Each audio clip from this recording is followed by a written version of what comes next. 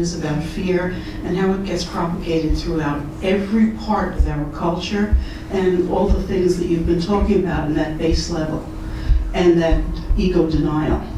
Because coming up against it time and time again, I realize that there seems to be what I would call a clamp on the memory and the experience and the body sensations. In terms of processing fear, I think there's no question that many of the people who've gone through experiences in which they've been abducted, whether by military or by non-human groups, that there is some kind of programming that they've been given where they know they are never supposed to talk about this. There's, whether it's hypnotic commands or some kind of control, that these people, it's, you get this with people who've gone through military debriefing, where they've gone through extensive debriefing and they know they're never ever supposed to talk about it. Even thinking about it is committing a pre-crime. I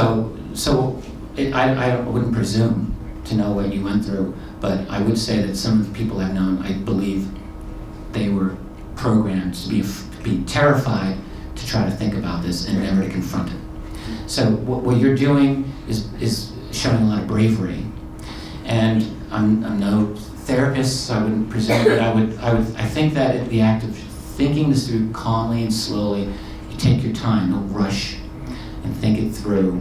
Writing things down is probably the best thing, and you can get some detachment from that. In time, I would think that it gets better.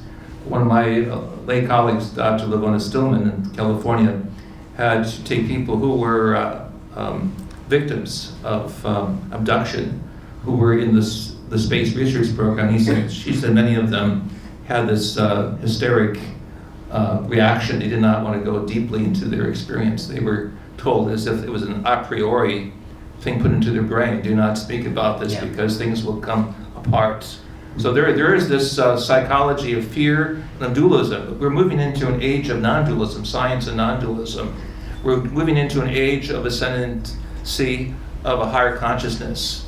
I would call it spiritual ascension work allows each of us to overcome the negative scenarios we're facing with positive efforts of constructive thinking, joy, and inner experience. And we must dwell upon the positive with all of the great things that are happening now with the discoveries of our past in great antiquity and our future of working with cosmic civilizations. But I even think going into the fear shows the resilience of the human spirit to overcome all obstacles. So you may be overcome with fear, but there's a part of you that wants to know the truth. And I think that's even deeper than the fear. No one wants to redefine the world. No one. You know, once you've gotten to a certain age, you've got the world figured out, you think, and you want to just spend the rest of your life filling in the blanks.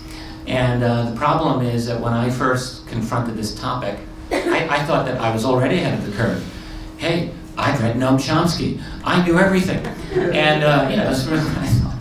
And then I started getting into this topic, and I thought, I didn't know a goddamn thing. And so I spent a year, like, in bed, looking at the ceiling, basically staying awake, trying to figure out my world. And it wasn't really a fear. It was just like, there's something wrong with my worldview. And and it's hard. It's very hard to go through that and process that. And I do feel that is an overcoming of fear too. There's all different types of fear that every one of us has to deal with. It's true. Okay, over there. Yeah, I mean, if this is true, if what we saw here is true, then everything we know about what we think the world is wrong or has to be altered. I think some of it has to do with what your soul needs in order to learn. I mean, if you have like this extreme trauma, and that if you can heal yourself from that and expand that, it's a kind of a blossoming. You know, there's the old saying that you need mud to make lilies.